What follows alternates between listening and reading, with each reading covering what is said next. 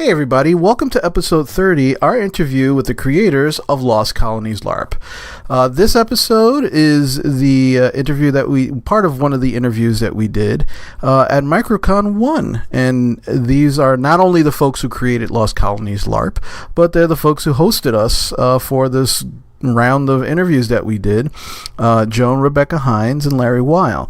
They're the ones that hosted us for this whole thing. And again, want to apologize for the sound quality. This was, the interviews during MicroCon is where we had our technical difficulties. And so the interview is fine. You can hear it, but it's not up to the sound quality that we usually enjoy. So please bear with us, and thanks for listening anyway. But yeah, these folks not only are they inventive and creative and are doing a lot for the LARPing community in their area, they're huge fans of the show, and they're big friends of ours, and we can't do anything but hope for the best for the game and for the community over there. You'll hear in the interview that they talk about their September grand opening, but there was this weird little, hurricane warning that happened not too long ago in September that kind of postponed their grand opening, and their grand opening, as of this show dropping, actually will be in October 12th, as a matter of fact, which is coming up in a couple weeks. And that will actually be the grand opening of Lost Colonies LARP. So we wish them well. We wish them a lot of luck. And if you are in the Virginia, Maryland, D.C. area, or you're one of those crazy LARPers like I happen to used to be, who enjoy driving 4 or 5 or 6 hours maybe to enjoy the company of some amazing people and partake in a really unique kind of game, you can find all the information for the game at lostcolonieslarp.com, and you can also buy tickets on the website as well, and you'll find everything you need to create your character, and you'll know where to park when you get there and what you're going to need. Everything from logistics to actual gameplay you'll find on the website, as well as the tickets as well. So if you're interested, we highly encourage you, go out to Lost Colonies LARP. You'll have a good time. Somebody oldish and mannish might be showing up for the October event, possibly. Well, it's kind of up in the air, but it's leaning towards that way. Maybe. But at the very least, support them if you can. If you can't make it to the grand opening event, which it should be amazing, you can still find all of the events and when they will be, and purchase tickets for them as well. Again, that's lostcolonies.larp. No, it's not that. It's lostcolonieslarp.com. Sorry. It's a day. So we want to thank you, the listener, as always, for supporting what we do, for listening to the show. I want to continue to encourage you to go out and do your thing, to help others do theirs, and support them in what they do. Support the community, not just the gaming community, but the community at large. We really want to encourage folks to, especially nowadays, put more positive energy out there and do more for others, and really just put things out there that are going to help others, because not everybody can lift themselves up. People need help, and whether it's gaming, whether it's just everyday life, we should always be putting something positive out there. So we want to encourage folks to keep doing that. I'm not going to belabor this any longer. So with that, here's episode 30, our interview with the Lost Colonies LARP creators, Rebecca and Joe Hines, and Larry Weil. Enjoy.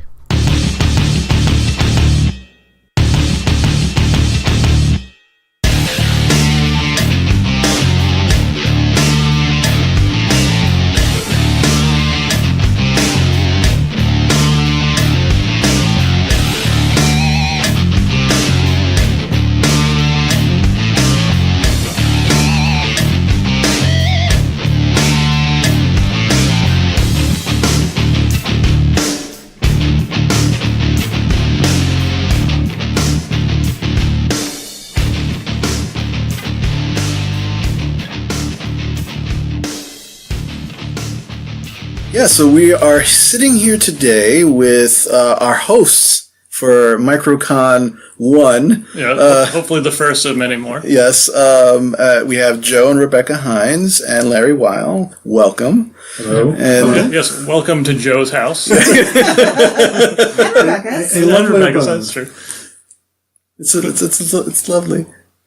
So my first question is, who gets more use out of this room?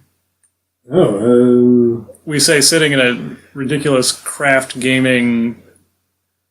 I don't know. It's probably about 60% me and 40% Rebecca. Yeah, I'd agree with that. Yeah. Right. I mean, it gets used for Pathfinder games. The table we're sitting at currently has Season 2 of Pandemic Legacy in it. And you can play later. Hiding underneath it. Tomorrow, we're going to play tomorrow. So we use it for that. We use it for sewing, costumes and whatnot for LARP. And, so Larry gets to use it sometimes because we play Pathfinder with Larry. I sit sometimes in this exact chair. Oh, convenient. We put you in the right spot. And, there's a projector above our head. The video projector of Damocles. Yeah. Wow, I would never sit in that spot. After that statement, I would never be like, I'm going to sit over there. I mean, I had not noticed that it's like tied to that beam until right now. It is paracord, though. It's pretty, Yeah. it's pretty good. I'm an Eagle Scout. There's good knots up there. I believe in you. Yeah. Yeah. I believe in me, too. But we're not here to talk about all the exciting things that I've been looking at for the past several hours. But you guys are working on a project together. Yeah. We are indeed. Would you care to tell us about that? I suppose. I think we've discussed your project a number of times on our show, but we want to hear it from you. Like, Yes. what is your project, and what inspired you to create this project? So it's called Lost Colonies LARP, and it is going to be a live-action role-playing game. Our first game is in September of this year. It is a fantasy colonial LARP, where we're blending together elements from traditional fantasy boffer LARPs that people in America are familiar with, as well as elements from parlor LARP and some American freeform style LARP, which is kind of inspired by the Nordic scene and whatnot. We're trying to mush them all together into one exploration and discovery LARP experience. We've been working on it for almost 2 years now. 2 years, yeah. Yeah.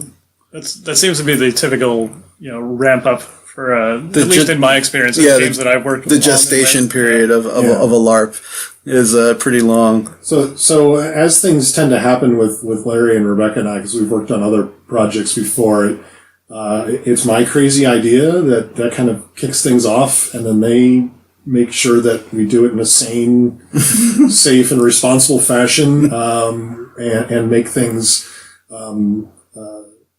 much better, as being part of the collaboration. Now, prior to going on this venture, we worked together on a pop-up game store called Area 42 Games. When we first started going on this idea, when Rebecca and I had it together on a long ride back from another LARP, we immediately said we had to have Larry in on this project because he tells us when we're being stupid, which happens. Yeah. That's an important job. Yeah, it is a very important job. He's also a phenomenal editor. Absolutely. So we What do you have to say about that? Yeah. Larry just quietly smiling to himself. It's like, yes, tell me more about me. When Joe first asked me to join him with Area 42 and again with Lost Colonies, I was brought in as I jokingly refer to myself as the devil's advocate and naysayer, the financial sanity check. Yeah, that'd be Consultant. I'm. It's like, no, we can't spend money on that yet. Yeah. And the like, and those two bring a lot more of the social aspect of the LARP. It was described to me, a great elevator pitch is Tolkien meets Lewis and Clark. And so you get the idea from that. But one of the other focuses is that we've got a lot of social awareness in the LARP, which we've been working a lot improve. I mean, we're three white people, and so there's a lot to learn. There's definitely been, with everyone that we talked to today, there's been the undercurrent of social awareness has been running through it all. Yep. We were talking about Magiscola had like the rules for how they handled gender, number one, and number two, if someone was misgendered, the way that it was addressed and moved past, and moved on with, so that it didn't interrupt, but it was a part of like the social agreement of the game was we're going to handle it this way. Because gender was not necessarily matching what the person's own personal gender identity was if they didn't want it to be, and how we would address that and move forward.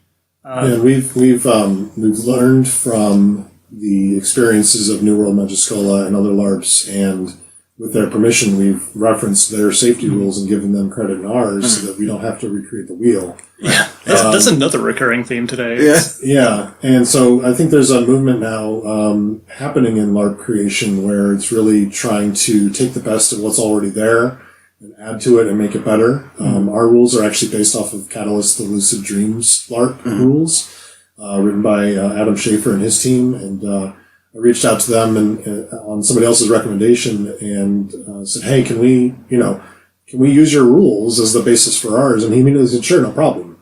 And that's been phenomenal help for us because writing LARP rules is really, really hard. Mm-hmm. Yeah. Yeah. It turns out there's like a lot of finicky details, and when you give someone rules to do something, they'll do it. And if you don't give them rules to do something, well, they might still do it. But it's kind of a toss-up. Yeah. So, what was the initial impetus? Was that the idea of the world, this Tolkien meets Lewis and Clark?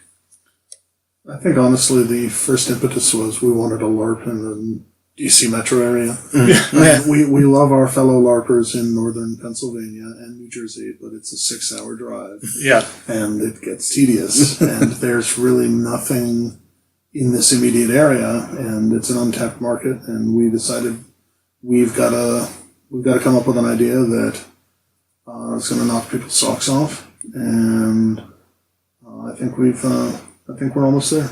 Nice. Yeah, there's definitely a market in the area. I think that the conversation started in the car. It was about, if we did our own LARP, what would we want to do? And what are things that we think are important to put in a LARP that we haven't seen? And we started with the idea that injuries, that taking damage has consequences.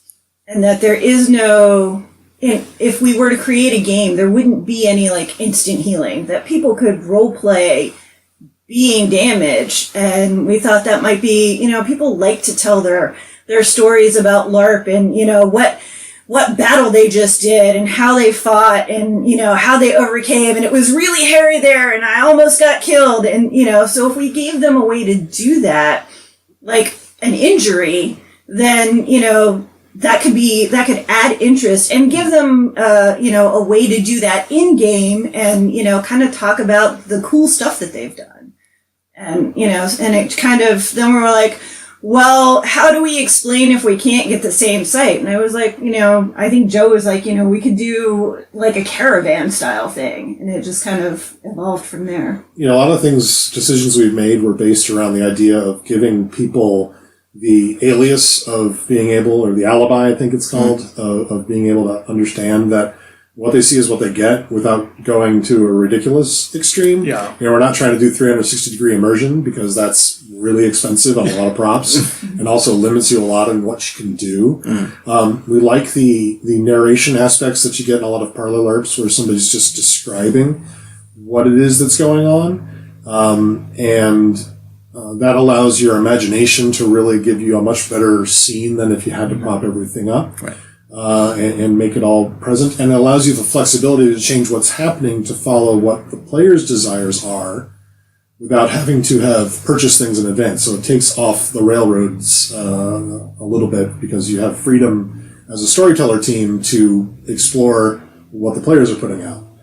That's not to say that we're not going to have plenty of props and costuming. I mean, we're not going to be a minimalist LARP. Yeah. Joe and I like LARP. props a lot. Yeah. Yeah. We got lots of props. I see that looking around. Yeah. Yeah, I mean, Room of props. yeah, most of the weapons have been put away since we were here last night, but there's many things that are clearly getting queued up for this project, including tricorn hats, which has me so excited. Oh yeah. I've been wanting to LARP in a tricorn hat for a long time. Actually, I've been listening to your guys' podcast for since the first one actually, and slight diversion. Thank you for doing the podcast because it's actually helped me a lot as we're doing this project. Because it's like there's an external dialogue that's helping me remember, LARP is cool. Yeah. LARP can be for good. Yeah. But I remember Brandon mentioning a couple times, I wish I could have a tricorn hat LARP. I'm like, just you wait. Oh, he doesn't even know yet. It's going to be so good. Tricorns everywhere. There'll be a tricorn mod just for Brendan. Dude, if I go, I'm going to treat my hat like Indiana Jones does. Absolutely. I'm going to lose it periodically and put myself at great risk to go after it. Yep. How'd you get all those scars? Just proudly holding my hat Your hat's going to have the scars. One of the things that Joe mentioned early on was the idea of our world came from, I want to see, and it's on his shirt, I want to see a troll wearing a tricorn hat and holding a rifle. Yeah. Yeah, nice. This was like the iconic action image that I had in my mind when we were coming up, before we'd even come up with a name. Whatever name we have, I want it to be in front of a field of people running at you, coming out of like an explosion of people towards you. Right. And the middle guy's going to be this troll in a tricorn hat with a musket.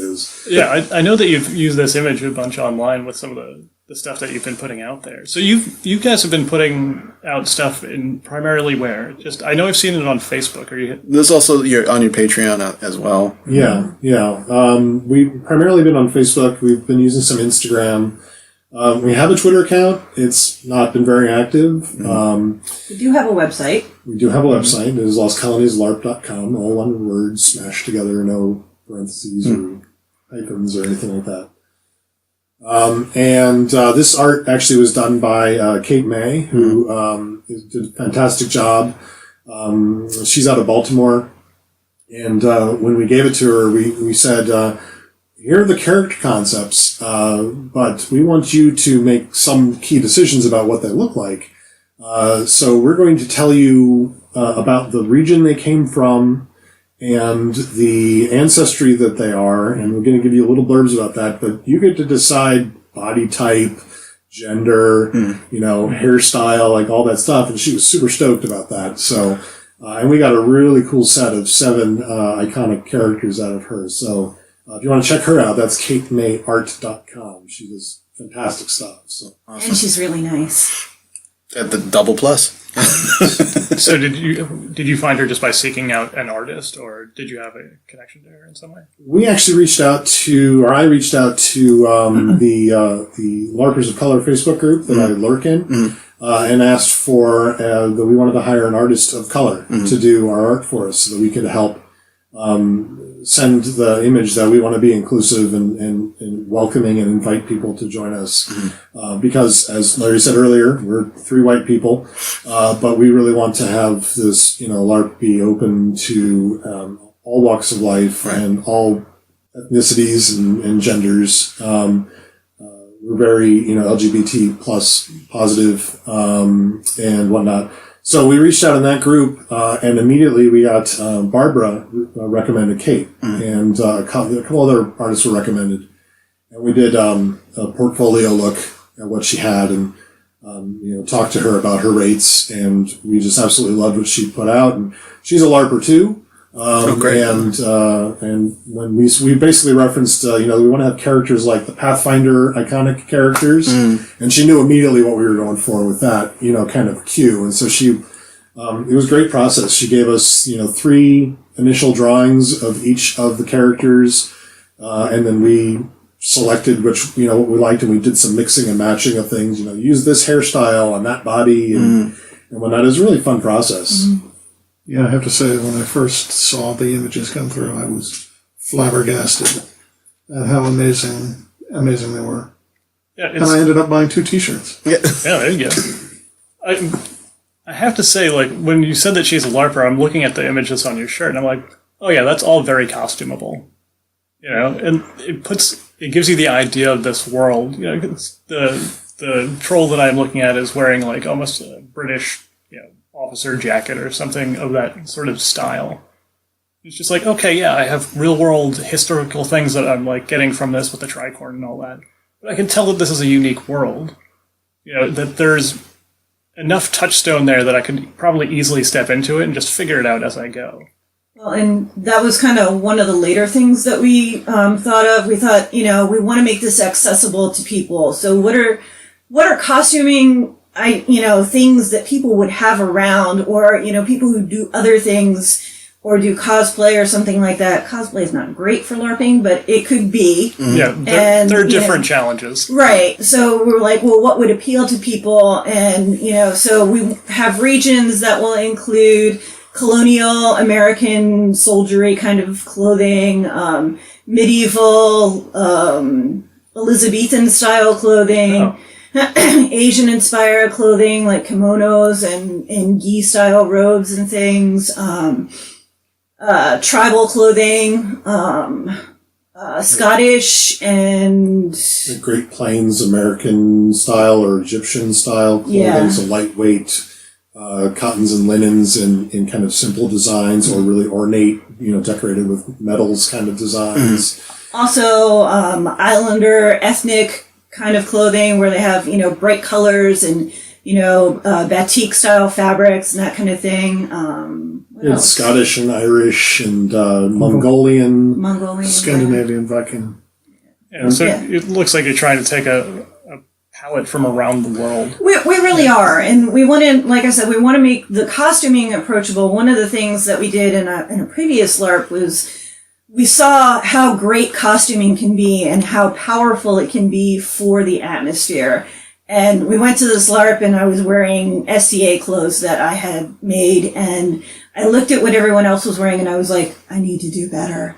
And we want to kind of give that to the people who are going to come to play to us. We want to give them a inspiration for their clothing and stuff, but we also want it to make it so that when they come, they have something to wear, and they don't have to go, they can feel I can't come because the costuming is just too great. Yeah, they can feel like there's an easy enough entry point that's like, oh yeah, I could do that. And then like, oh, well, what if I added this? And you can build off of it. Exactly. Building costumings one piece at a time makes for the most in-depth costume palette imaginable. Mm-hmm. The layering and then adding the details as the character grows and you grow into it is just phenomenal. Another thing I just want to say is that for people who are listening that might be interested in trying Lost Colonies, if you've got something in your costume that's in your costume closet that's not too modern and it's not steampunk, because I love me some steampunk, but we're not doing a steampunk LARP. If it's not too modern and it's not steampunk, then we can find a place for that costume to come from for your character in our world, because we've built our world to have places for every costume to come from. Mm-hmm. Gotcha. That's kind of how we design things. And we did it kind of backwards. So we said, well, okay, where would kilts come from? Well, it's got to be a place that's kind of cold, that has access to sheep and wool and stuff like that.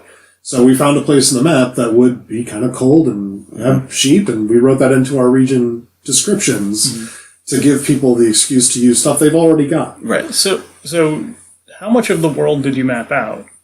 Because I'm looking at, the name Lost Colonies. I'm like, which colonies were lost? Like, where are they? Well, that's a big secret. Oh, well.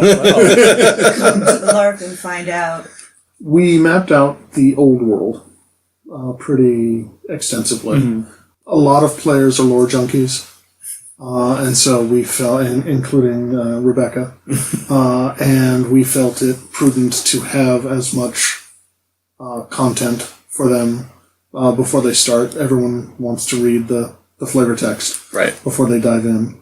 And so we have done an extensive amount of work on the old world. The new world, come to the LARP. Yeah. Okay. So everybody who starts, at least in the first, 2 events, or probably the first year and a half of Lost Colonies will be coming from a land called Sobukan. And it's got 9 regions in it, and those regions are each going to have detail enough that you'll be able to build your character coming from a real place. I've previously played in LARPs where somebody says, "Oh, I'm from such and such a town in so and so," and "Oh, well, what was that like?" Right, It was nice. Right. They're having to ad-lib on the fly about their childhood. Like, it's, we want to give people a little bit more to work with than that. But we've also left places unmapped or undetailed so that if somebody comes to us with a good background idea, we can shoehorn it in somewhere and make it make sense for the world. So, each of the various regions will have various cultural affectations that we've taken inspiration from real world cultures. But one of the things that I was discussing prior this afternoon was that if players come to us and say, I have an idea about a ritual or some form of cultural thing that we do, like throwing salt over your shoulder to ward off bad luck or something like that. We are definitely open to ideas. Is that what you were trying to encourage? Do you want that sort of people coming in and helping you build the world Absolutely. that way? kind of our motto overall is that we want to allow people to come to the LARP to participate in it in a manner that they want. So if they're interested in combat, we're going to have combat for them. If they're not interested in combat, we have a dedicated non-combat zone every event for people who just don't like getting hit about the head and shoulders with boffer weapons. Right. We're going to have Nerf guns, but we're not going to have bows because, frankly, I think bows are scary and unsafe. As a former LARP archer myself who gave it up for that same reason, it's like no, I'm tired of finding other people's arrows on the ground that are like damaged and frayed and being like, this has to be thrown out, and I'm going to make sure I'm the one to do it. Right. So we're doing Nerf guns, a maximum of 6 shots to try to keep it, a reasonable Colonial style level of escalation. And if you're interested in like puzzles and role play, we're going to have stuff dedicated to that. If you're interested in crafting or being a merchant, we're going to have dedicated ways that you can involve yourself in the plot for, by being a merchant. Right. So we've kind of backed into it. What kinds of things do people want to do? Mm-hmm. How can we put that in the LARP so they can get that out? And then let's not force people to do things that they don't want to do. Right. Just give avenues to interact with the story by whichever means, and then whichever one people are doing, that's what you guys are going to focus on. Absolutely. Nice. Well, I think it's interesting because we've got you at a moment where you're just about ready. You got a few months before your first event, but you're not quite there yet. So this is an excellent opportunity to ask you, what have been your biggest challenges thus far in building this world and logistics, maybe? Like what are the kind of things that you really you're like, God, I can't, that is terrible. Finding sites. Oh, yeah.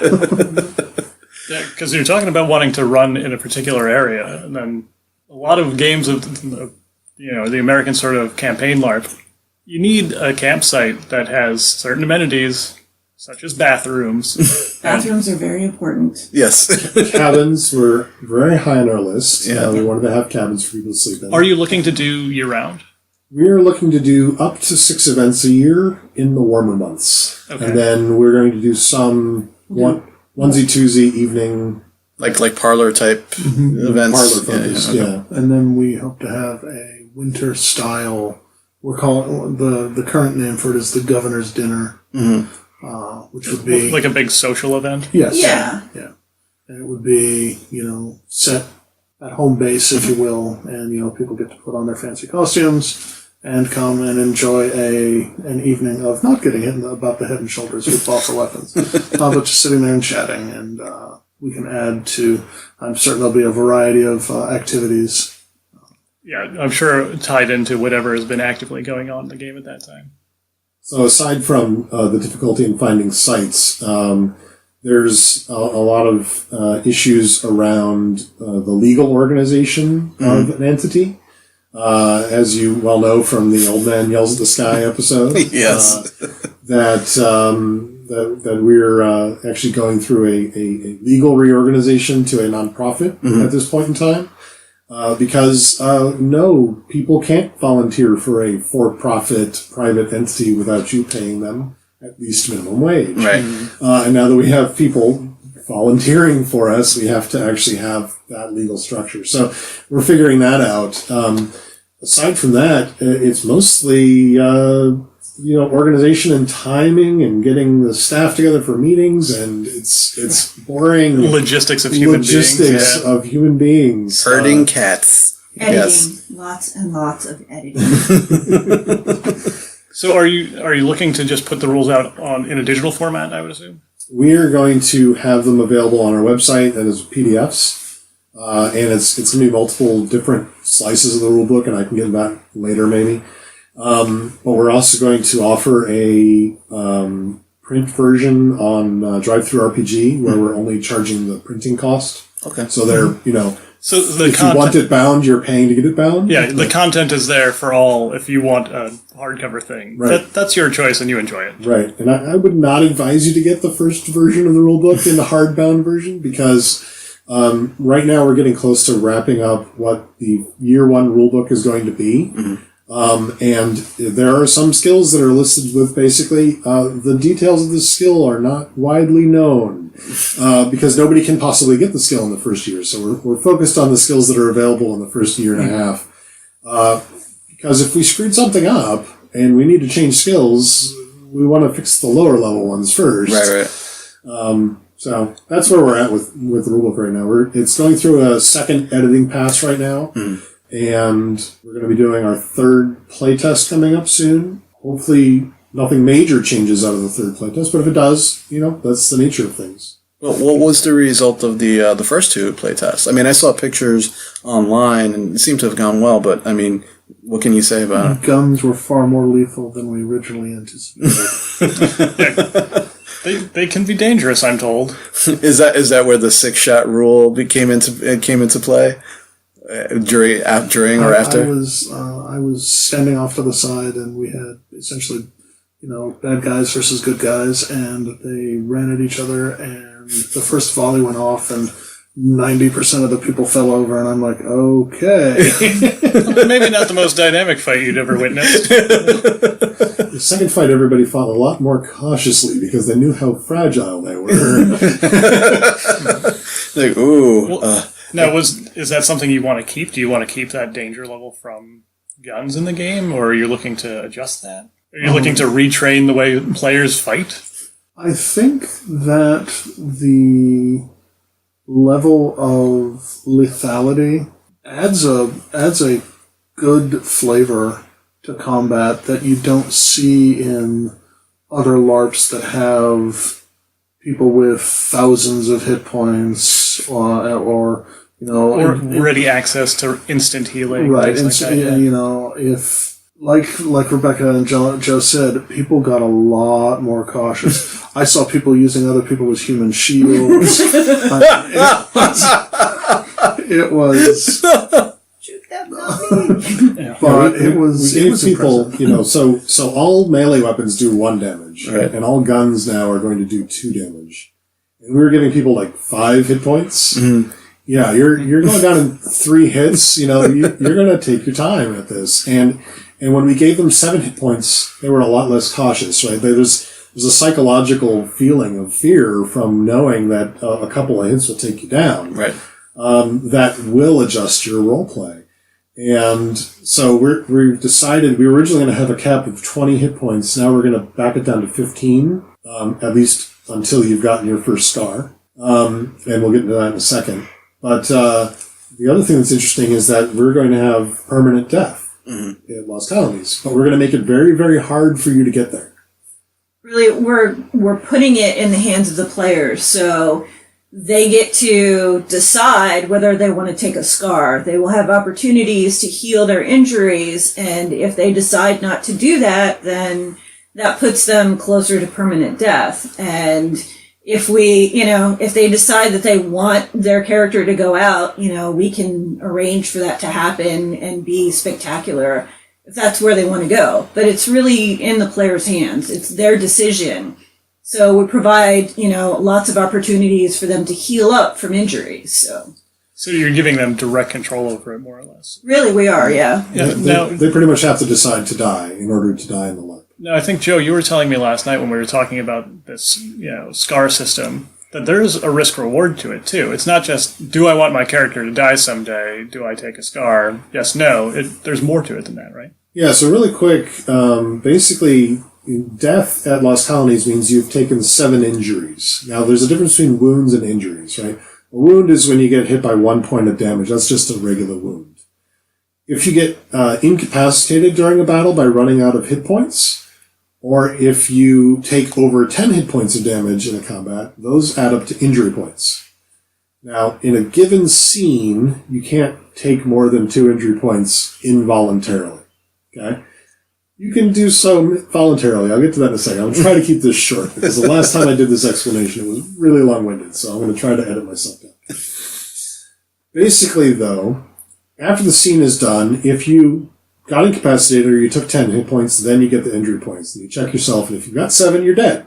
But if you don't, you can hobble your way back to triage, and you can get set up with some bandages and some roleplay requirements for the next 2 hours, adjustable possibly, to heal off that injury. And during that time, you have a visible marker on you that you have been injured. And you are going to have people coming up to you and say, dude, how'd you break your arm? Right. What happened to your head? Right? And you get to tell the story of how you got that injury, and you get to have that moment of, shining, this is my no shit there I was story, right? That everybody likes to tell about their character. You get to tell it right then. I also like that it's going to create that sort of hospital tent moment. You said then everyone can go back to triage. Well, everyone is going back to triage at that point, it sounds like. Absolutely. If it was a really cool injury that you took and you want to be able to tell that story forever, you can convert it into a scar. The scar is a permanent injury point. Mm-hmm. You only get 7 of those. But when you also get a scar, from now on you're signing up that you're going to have some kind of marker visible on your character. You're going to limp.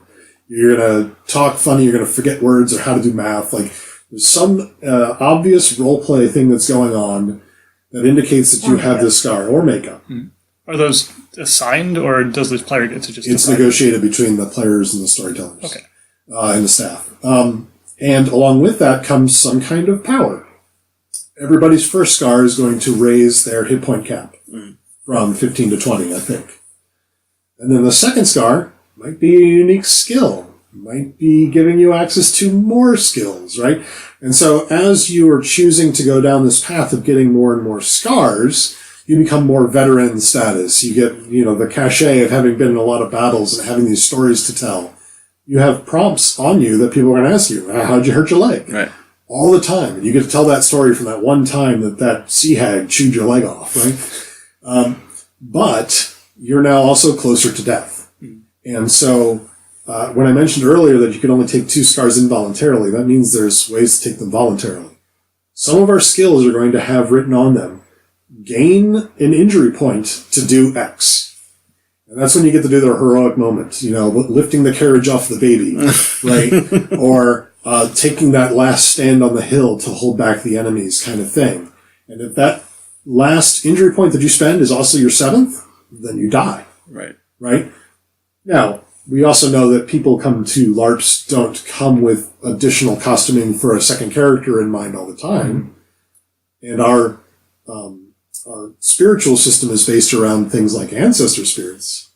So if you do die at the Lost Colonies event, you get to put on a blue headband for the rest of the event and play your character as a spirit. That's great. Which also helps us cut down on PvP, because we don't want to be doing a PvP LARP. And if you remember everything that happened to you and how you died, and you can come back and talk about it for the rest of the event. I just have one clarification. You were talking about wounds. A wound is 1 hit point. So when you take a wound, you lose a hit point. Just 1. And so 10 wounds is, minus 10 hit points, and then that would give you an injury. Gotcha. Okay. And I like that dynamic, and because I will. You've heard our episodes. I'm very much story driven rather than rules driven, and I always played my characters exactly the way I wrote them and how they started to evolve. Right, and even though, like, in the back of my mind, Chris is saying, I don't have money for new costuming, and I really love this character, but my character would absolutely do this crazy thing at cost of his own life. And I always played my characters like that. And I got so much more out of the game. And I hate to say it, but, you have a lot of these folks who, they have thousands of hit points and they have all of these wonderful weapons and they're almost indestructible. And those characters always seem very wooden to me. It's like there's no risk, It's like you gained all of these things, and there was little to no. Maybe when you were a level 1 through 10 character, there was some risk, but you survived long enough. And you're not putting yourself to the hazard anymore. How is that fun? Yeah, I often say, you really need to take a look in the mirror. I think your story has been told. Yeah. Well, in the Nordic scene, there's a phrase called "play to lose." Yes. Yeah. And they want to experience the hard times, and they experience the loss of loved ones and whatnot. We're not quite going for play to lose. It's available to you if that's what you choose to do. Right. But what we're doing is we're setting up permission to fail. Right? We're giving you a way to experience failure, tell the story about it, right, and go on and do other stuff, or decide that your failure was good enough and you want to keep that forever. In hopefully a fun way. Yes. Yeah. In a cinematic and satisfying way. Part of it also came from the idea, we had a character at a LARP that I was the staff for that had a between event thing happen to him, and he lost his hand. His character lost his hand. And he came into the next event with his hand all bandaged up, looking like a stump and all bloody and cool like that. And a healer runs right up to him and says, I heal all wounds. Like, you're going to steal my thunder. Yeah. That's not cool. Right? I spent all this effort. I did hours on this makeup, and you're just going to take it away with a skill? Like, Yeah. Thanks. I know you're trying to help, but I like my stump. Yeah. I want to keep my stump just for a little longer. Yeah, in many game systems, they're designed to just reset you back to normal. That's not always the most engaging storytelling thing. When we're telling these, stories at LARPs, we're in front of each other. We are putting on costuming and makeup. And part of that costuming and makeup is the story we're telling. So I think it's really interesting that you've taken that idea and used it to both encourage storytelling and not just sort of, on this episode of DuckTales, Duckburg is fine again, even though we destroyed it in the last episode. There's some consequence, there's some gravity to it. And I've always been a fan of finding mechanics in LARPs to communicate things that people should be able to tell. So a lot of times it's just like, okay, I'm wearing the makeup and costuming of whatever my character is. That tells you, I'm of this character class or whatever. Just you can tell that by looking at me because I dress like someone who does that, or I dress like a character of that race or whatever. The SCAR system you're describing literally lets someone walk in the door and be like, oh, that guy's seeing some stuff. Yeah. Suddenly I can know that that's the crazy person over there who's willing to throw himself into danger. But, this guy over here who's, got the nice soft hands and has never worked a day in his life. It's like, well... It's like, I think I want to be friends with the guy with the eye patch peg leg, and he's got the crutch, and he still has a sword, and he's just like, leave me alone. Just sharpening that crutch. Yeah, he's sharpening the crutch. And we're going to be, as staff members, we're going to be portraying NPCs who are going to have seen some stuff. Yeah. Right? So, we're not on the front lines anymore because, we got a bum knee or something like that, Well, that'll also give you the opportunity to set the tone for what you sort of want people to be doing. The other thing it does for us is a mechanic behind the scenes that we like to call spotlight sharing. right? If you are of the sort of person who always shows up to combat and sees it going on and never gets an opportunity to step up to the front line because all the high-level people are out front doing the fighting and you're kind of combat shy, if they start taking injury points, they're going to be out. Right. And now it's your time to step up. And if they have to roleplay having a broken leg for 2 hours, they're going to have some fun doing that. But now you need to step up. Mm-hmm. It's your time to go out in the field and take one for the team, right? So we're looking at ways to give people an easy reason to share the spotlight with their fellow LARPers so that everybody gets to tell their story. Yeah, which is a difficult balancing act to do. Because then, you're talking about, okay, so I can expect that those people are out for a couple hours. We can send something else out in that time and get other people engaged. Well, how many people are still left to be engaged in that way? It's like triage is basically full. There's 5 people who are standing up. Okay, perfect. We'll send some stuff out. It's like, they will get their spotlight. But it'd be like a MASH episode. Do I cut the blue wire or the red wire?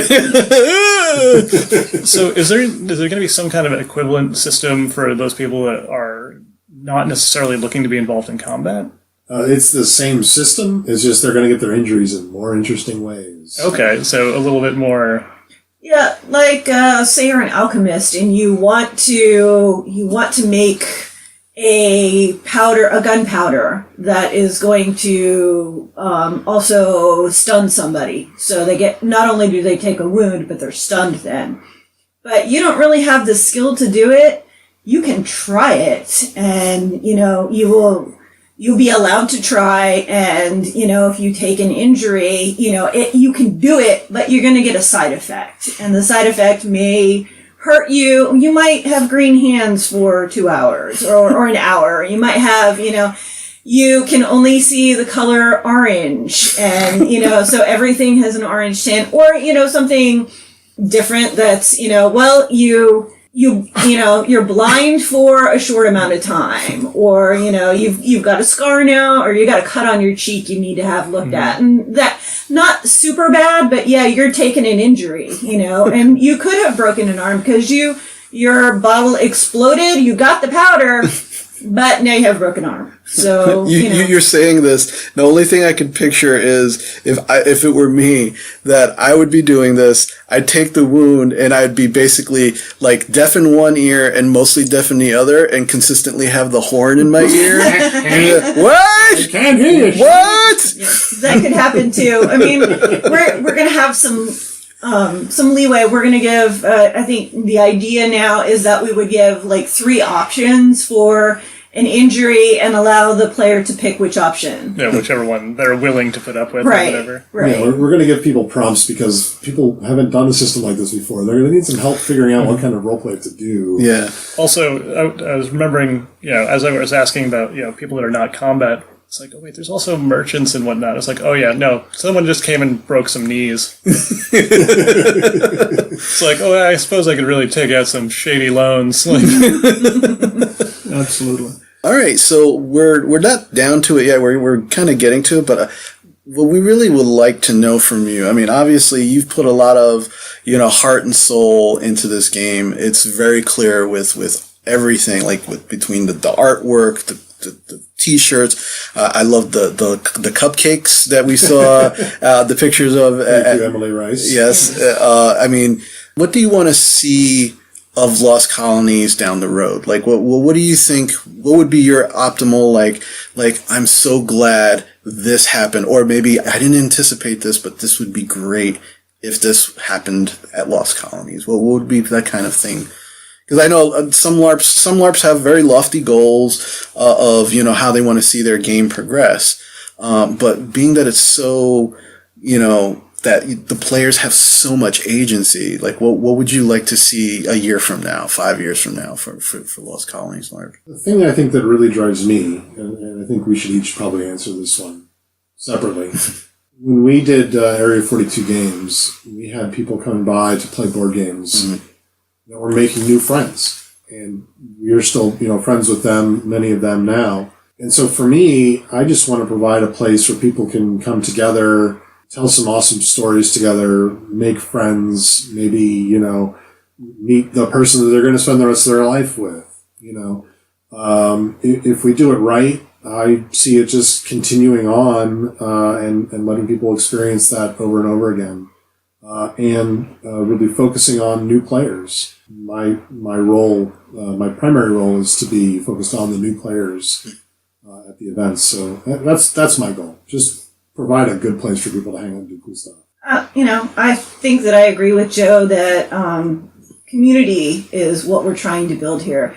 We're doing a LARP, and we hope that it's fun and people will keep coming and we'll be able to continue doing it and maybe make a little bit of money so we can have better props and a better time. Mm-hmm.